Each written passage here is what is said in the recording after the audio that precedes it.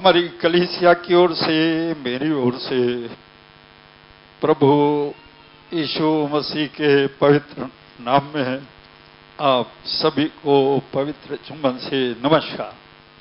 आइए परमेश्वर के वचन की ओर चलेंगे और निकालेंगे लूका रचित सुसमाचार और उसका 10वां अध्याय। लूका रचित सुसमाचार और उसका 10वां अध्याय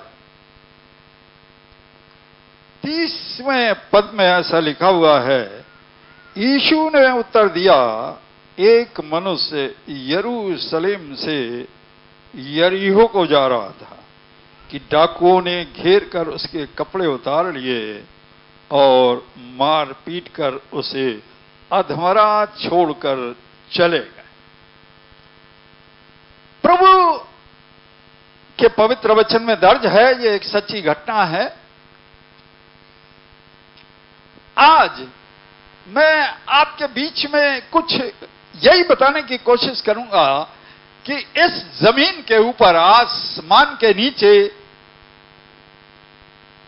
3 तरह के मनुष्य रहते हैं और वो कलीसिया के अंदर भी हैं और दुनिया के अंदर भी हैं, पर हैं सिर्फ 3 तरह के लोग। कौन है 3 तरह के लोग? यहां लिखा हुआ है, उन डाकुओं ने उसे अधमरा कर दिया। कुछ लोग अधमरे लोग हैं, वो कलीसिया के अंदर भी हैं और कलीसिया के बाहर भी हैं, अधमरे हो गए। क्यों अधमरे हो गए हैं? लिखा हुआ है, a certain man went down from Jerusalem to Jericho.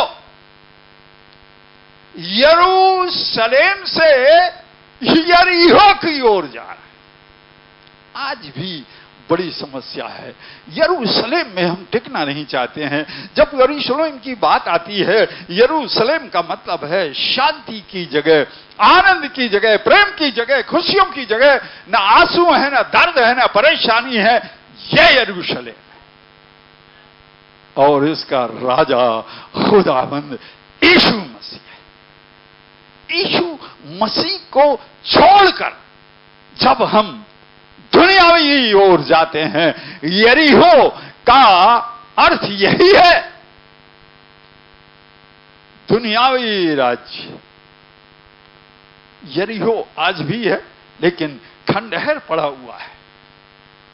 किसी जमाने में बेहद खूबसूरत शहर था, बहुत उत्तम दीवार बनी हुई थी, कोई उसे तोड़ नहीं सकता था। परंतु आज खंडहर है, आज तबाह है। लेकिन यहां लिखा हुआ है, वो यरूशलेम को छोड़कर यरीहो को तरफ चल गया। अरे यरूशलेम में बहुत झंझट है भाई। यहां तो प्रेम करो, यहां शराब ना पियो, यहां गांजा भांग अफीम ये सब दुनियादारी नहीं, यहां लड़ाई झगड़ा नहीं, यहां मारपीट नहीं, यहां गाली गलौज नहीं, यहां तो बड़े बंधन हैं। और हमें तो खुला चाहिए, जहां हम हल्ला गुल्ला कर सकें, मारपीट कर सकें, गाली गलौज कर सकें, शराब पी सकें। घर में आए तो बीवी और मियां की अच्छी खासी फाइटिंग हो सके।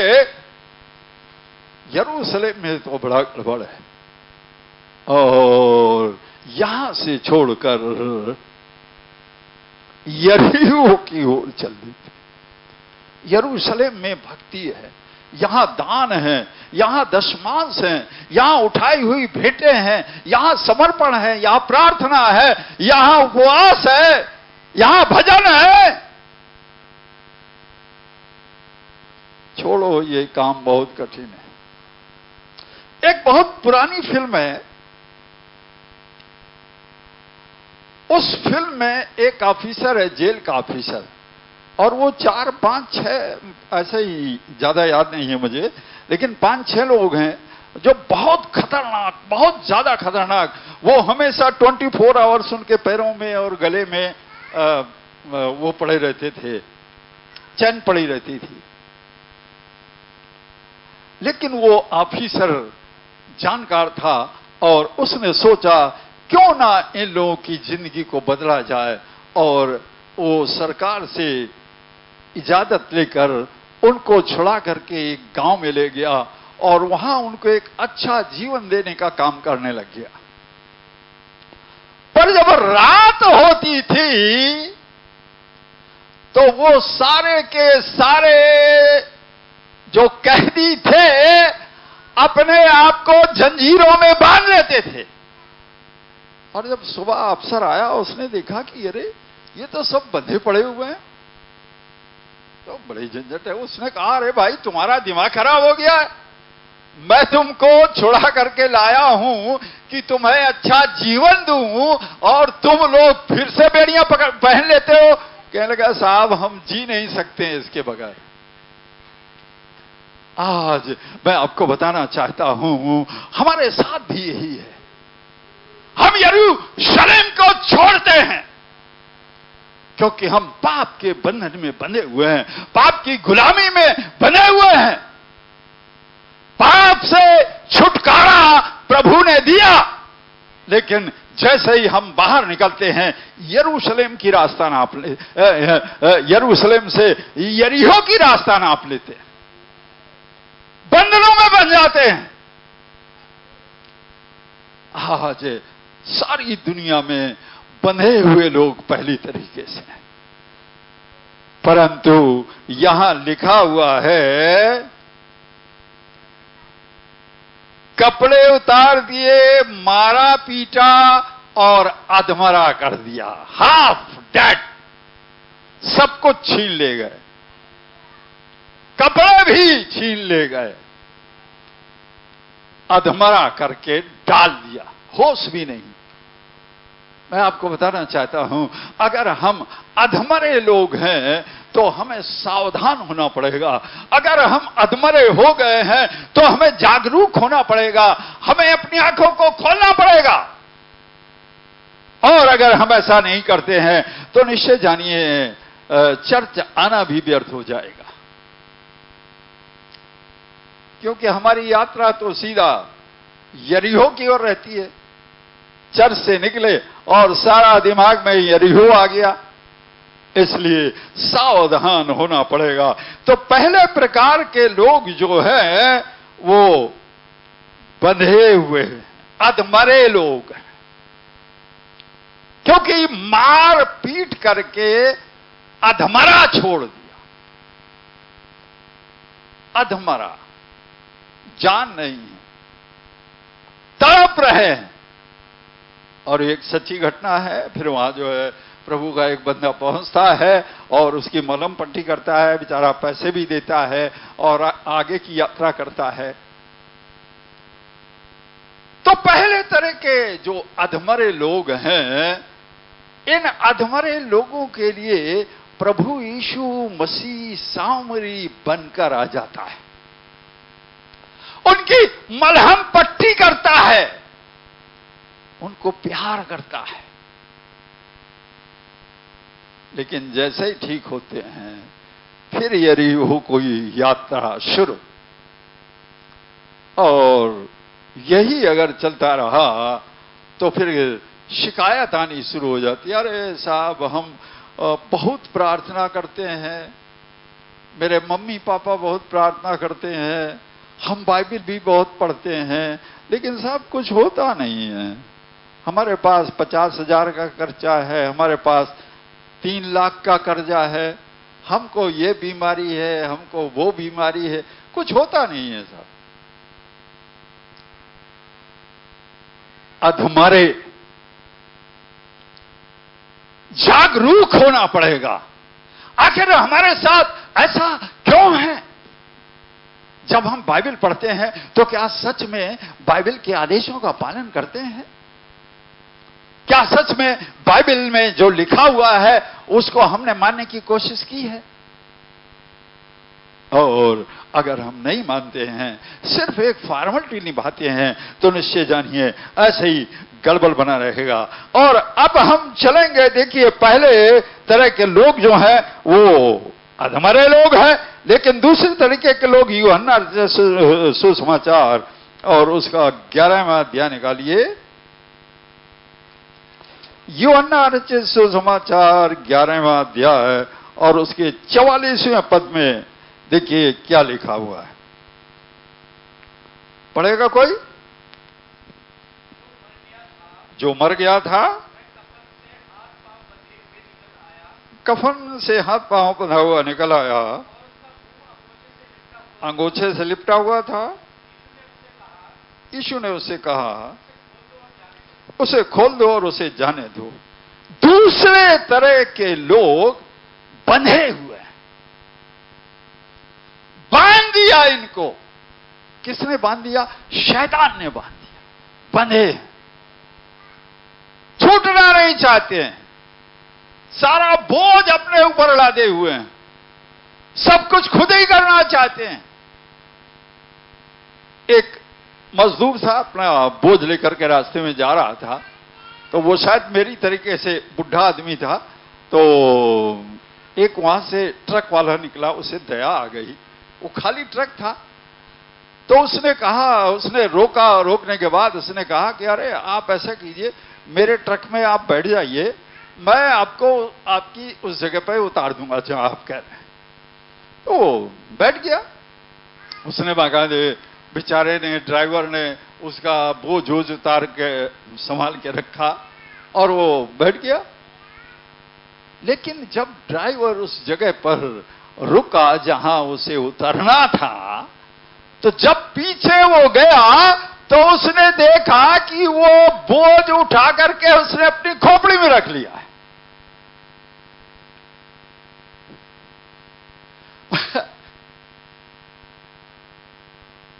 अपनी खोपड़ी में रख लिया। बंधे हुए लोग हैं, छूटना नहीं चाहते हैं। किसी ने छुटकारा दिया, लेकिन फिर भी उसे ऐसा लग रहा है, अरे मैं उस बोझ के बगैर जी नहीं सकता। बंधे हुए लोग, खुदावंद यीशु मसीह ने कहा, इसे खोलकर छोड़ दो और जाने दो। हालांकि पवित्र वचन बाइबल में अगर आप पढ़ेंगे तो इसके बारे में फिर कहीं कुछ डिटेल नहीं है। इस लाजर का क्या हुआ, कितने दिनों तक प्रभु यीशु मसीह के साथ रहा, कहां कहां प्रचार किया, कहां काम किया, कुछ नहीं पता। ऐसा लगता है कि इसे बंधन से मुक्त तो किया गया, लेकिन ऐसा लगता है कि ये फिर से बंधन में चला गया, फिर से यरीहो की ओर चला गया। और शायद इसीलिए परमेश्वर के वचन में इसके बारे में बहुत ज्यादा नहीं बताया जाता। जो भी हो, खुदा बाप जाने, सच्चाई वो ही जानता है। परंतु यहां लिखा हुआ है, खुदाबंद यीशु मसीह ने कहा, इसे खोल दो और जाने दो। क्योंकि ये कब्र में से निकला था। खुदाबंद यीशु मसीह ने इसे आवाज दी थी, आ जाओ। आज भी हमें आवाज देता है और हमें खोलता है, हमें बंधन से मुक्त करता है।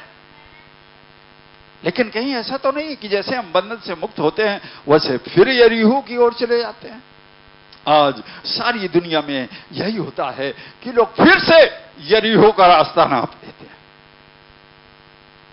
और यही एक कारण है कि लोग हमेशा शिकायत करते, अरे साहब क्या बताएं, कमाते बहुत हैं, बचता कुछ नहीं है। कहां से बचेगा? नहीं बचेगा। आपको खोला गया, आप यरीहो की ओर रास्ता नाप लिया। आप अधमरे थे, प्रभु ने दया किया, सामरी बनकर आ गया। अब मेरी बात से आप कितना सहमत हैं मैं नहीं जानता हूं, लेकिन मेरा सोचना यही है कि वो सामरी और कोई नहीं था, खुदाबंद यीशु मसीह था। और वो पहुंचा था उसको मलहम पट्टी करने के लिए। उसने उसे चंगा किया, ये मेरा बेटा है। लेकिन फिर गड़बड़। हमें यरूशलेम से यरीहो की यात्रा ज्यादा अच्छी लगती है। यरीहो की ओर चले जाते हैं। हमारे बीच में भाई जसवीर जी बैठे हैं, इनके जीवन से हमें बड़ी खुशी होती है। ये बड़े भयंकर वो वाले थे, समझ लीजिए,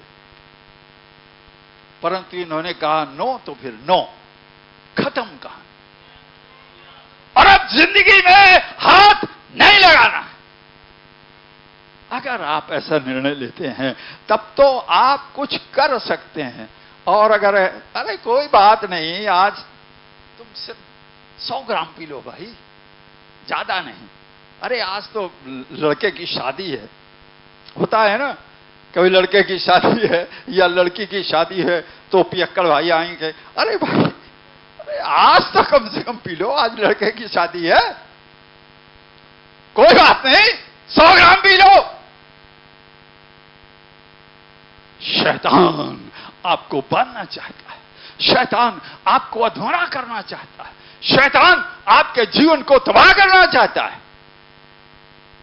इसलिए खुदाबंद यीशु मसीह ने इसे बंधन से मुक्त किया कि ये स्वर्ग की यात्रा करे, ये यरूशलेम की यात्रा करे, इसलिए बंधन से मुक्त किया। इसलिए बंधन से मुक्त नहीं किया कि फिर यरूशलेम छोड़ करके यरीहो चला जाए, फिर अधमरा हो जाए, डाकू आएंगे मार पिटाई करेंगे। डाकू कौन है मैं आपको बताना चाहता हूं। डाकू एक प्रतीक के रूप में लीजिए। प्रतीक क्या है? शैतान आता है और वो हमें अधमरा करता है, हमारी भावनाओं को चोट पहुंचाता है, हमारे जीवन को चोट पहुंचाता है, हमारे धन को चोट पहुंचाता है, हमारे काम को चोट पहुंचाता है, हमारी जिंदगी के पग पग में कांटे बोता है। और मैं तो कहता हूं शैतान भाई, यू आर राइट, बिल्कुल सही आदमी हो तुम, कम से कम कुछ करते तो हो ताकि सुधर जाए लोग। और अगर वो भी चुप होकर के बैठ जाए तो सब लोग सुधरेंगे नहीं, कुछ तो बेचारा कर रहा है। मैं तो शैतान को पीठ थपथपाता हूं, तुम आदमी ठीक हो। जब जिन्न फिरने लगते हैं, लोग चर्च में ही आते हैं जब सब जगह से परेशान हो जाते हैं, क्योंकि जिन्न तो भाई बहुत खतरनाक चीज है। अब वो बाबा वगैरह बेचारे नहीं ठीक कर पाते हैं, कोई जादू मंत्र काम नहीं करता है, तो कोई सलाह देता है, अरे भाई सब कुछ कर चुके हो, हमने सुना है चर्च में जाओगे तो ठीक हो जाओगे। चर्च में ले आते हैं और चर्च में जिन्न भाई भाग जाता है, कहता है बाय बाय, अब मैं कभी लौट के नहीं आऊंगा। तो कम से कम बेचारा एक प्राणी तो दे गया, शायद वो कभी ना बदलता, लेकिन जिन्न भाई ने उसको पटक पटक करके और प्रभु के पास पहुंचा दिया। इसलिए यहां लिखा हुआ है कि खुदावंद यीशु मसीह ने कहा इसे खोल दो और जाने दो। तो आप देखिए, खुदावंद ये भी तो कह सकता था खोल दो और इससे कहो कि आज से अब ये मेरे पीछे चले, मेरे आदेशों का पालन करे, यह भी तो कह सकता था। लेकिन खुदाबंद यीशु मसीह ने यह नहीं कहा। वो आपको स्वतंत्र रखना चाहता है, आपको आनंदित रखना चाहता है, बंधन में नहीं रखना चाहता। आपके सामने अच्छा और बुरा दोनों रखे हुए हैं और कहता है मैं तुझसे कहता हूं अच्छे को चुनो, बुरे को नहीं। लेकिन होता क्या है, शैतान भाई आता है, कहता है अरे तुम्हारा दिमाग खराब है, ये जो बुरी चीज है ये बहुत मीठी है, और मीठा तो सबको अच्छा लगता है, इसी को पी जाओ, और सब कुछ गड़बड़ हो जाता है। तो ये दूसरे तरीके के जो लोग हैं ये बंधे हुए लोग हैं। और तीसरे तरीके के जो लोग हैं, हम यहेजकेल की पुस्तक 37वां अध्याय निकालेंगे और देखेंगे कि ये तीसरे तरह के लोग जो हैं ये कैसे हैं। 37वें अध्याय के पहले और दूसरे पद को पढ़ने देखिए क्या लिखा है। यहोवा की शक्ति मुझ पर हुई और वह मुझ में अपना आत्मा समवा कर बाहर ले गया और मुझे तराई के बीच खड़ा कर दिया। वह तराई हड्डियों से भरी हुई थी और वो तराई हड्डियों से भरी थी। और फिर आगे लिखा हुआ दूसरे पद में, तब उसने मुझे उनके चारों ओर घुमाया और तराई की तह पर बहुत सी हड्डियां थी और वे बहुत सूखी थी। और वे हड्डियां बहुत सूखी थी। अब ये तीसरे तरह के लोग सूखी हड्डियां हैं। चर्च जाते जाते परेशान हो गए। एक लड़का पियक्कड़, एक लड़का लफंगा, एक लड़का चोर, एक लड़का उचक्का, लड़की कहे इधर आओ तो जाती है बंबई की तरफ। सूख गए हैं बेचारे, सूखी हड्डी। क्या करें, कुछ कर तो सकते नहीं है।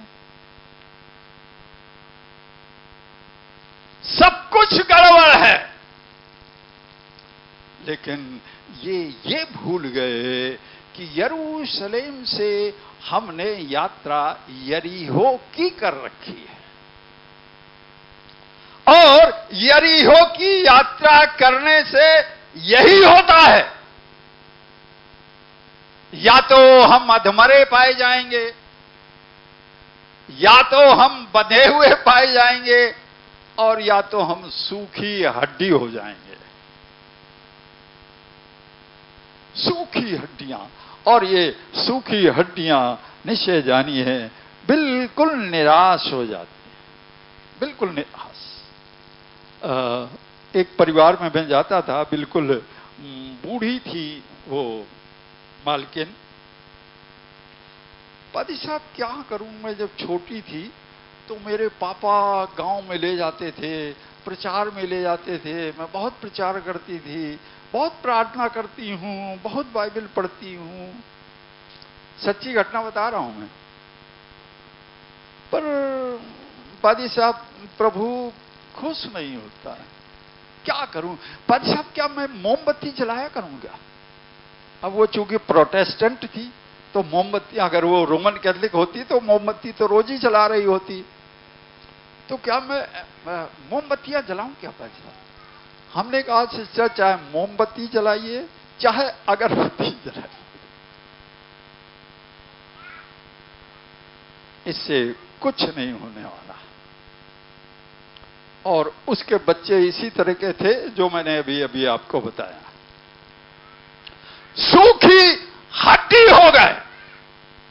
क्यों हो गए? हम ये भूल गए कि अगर हमारी संतानें ऐसी हैं तो निश्चय हमारी यात्रा यरीहो की तरफ थी। तभी तो हमारे बच्चों को उस दुष्ट आत्मा ने पकड़ लिया, तभी तो हमारे बच्चों की ये हालत हो गई, तभी तो हमारे बच्चे बिगड़ गए।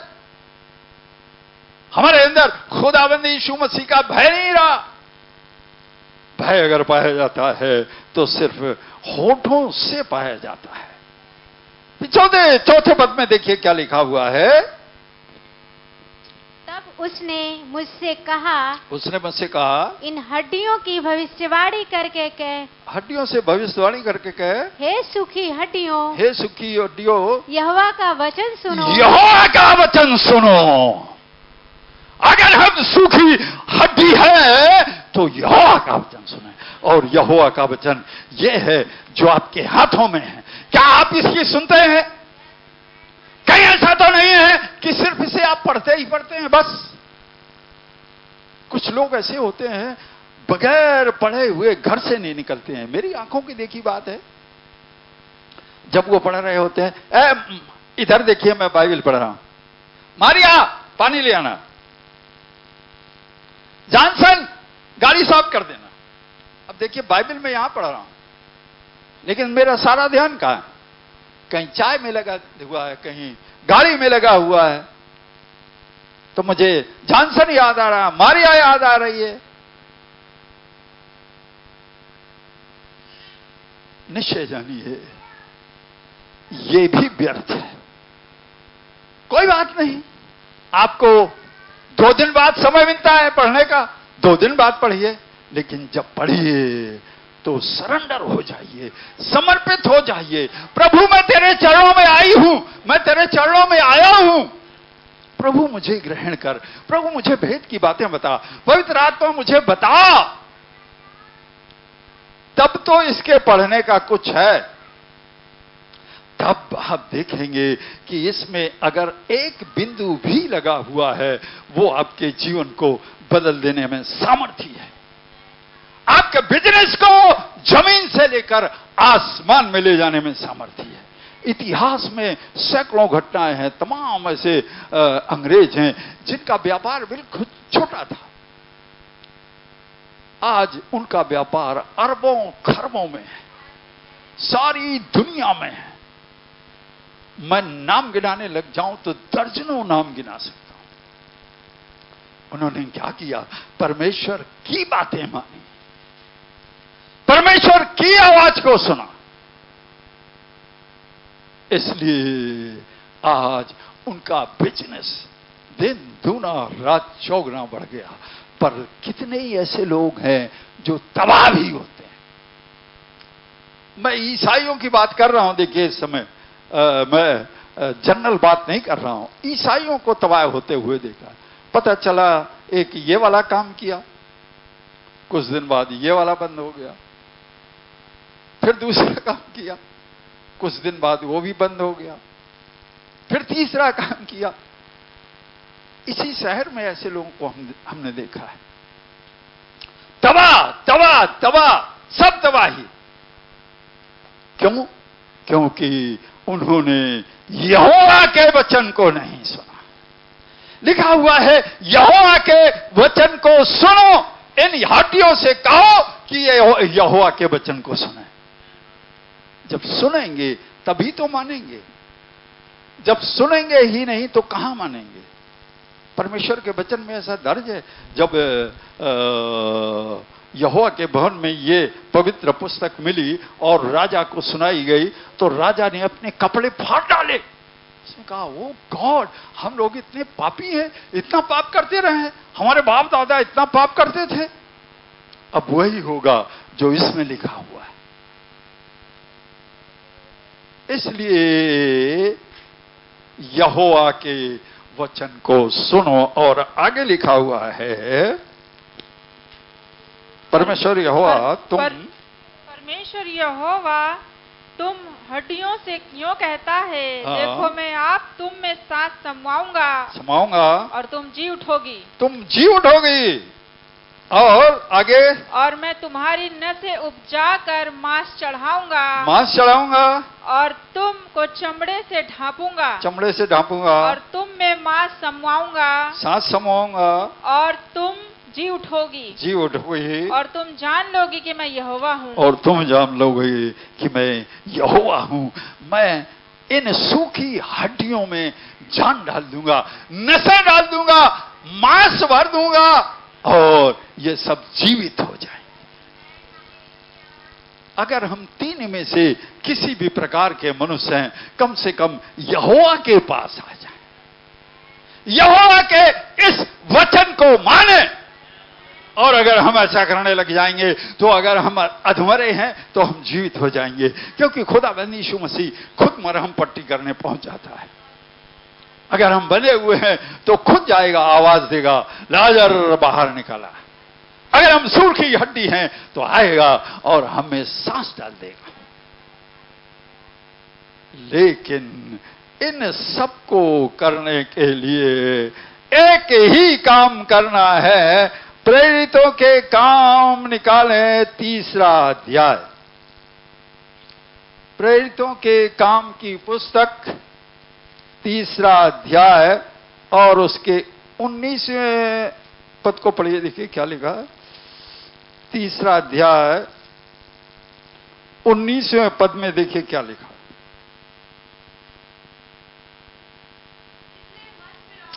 इसलिए therefore repent, मन फिराओ।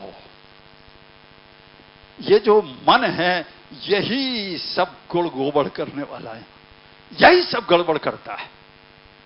इसलिए प्रभु कहता है मन फिराओ और लौट आओ कि तुम्हारे पाप मिट जाए, जिससे प्रभु के सम्मुख विश्रांति के दिन है। इसलिए एक ही काम करना है, लिखा हुआ है लौट आओ, पश्चाताप करो।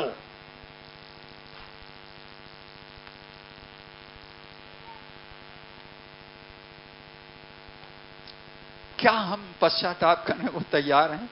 क्या रिपेंटेंस करने को तैयार हैं? अरे साहब हम तो ईसाई हैं, 30 मार खा हैं, यीशु मसीह तो हमारे साथ घूमता रहता है। हाँ बिल्कुल सही बात है, लेकिन भाई सुनते भी हो यीशु मसीह की?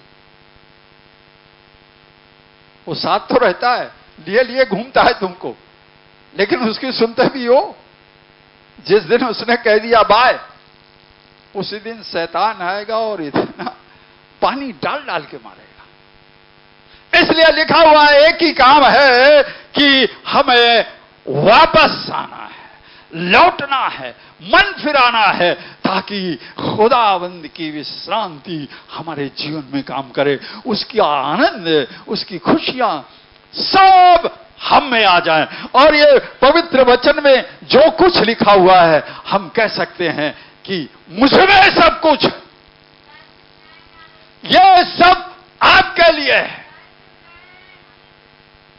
शैतान ये नहीं करने देना चाहता, आपको कहता अरे वहां बहुत कठिन बातें हैं, ये तुम्हारे बस की बात नहीं है। लेकिन मैं आपको आज इस सुबह बताना चाहता हूं, ये बिल्कुल सरल है, क्योंकि खुदाबंद ही कह रहा है। इसलिए मन फिराओ और लौट आओ, कम बैक। जब हम लौटते हैं, मन फिराते हैं, तो खुदाबंद एक बार फिर दया करता है, कहता है चलो मेरे बच्चे, कोई बात नहीं, तुमने गलती तो की थी लेकिन सुधर जाओ।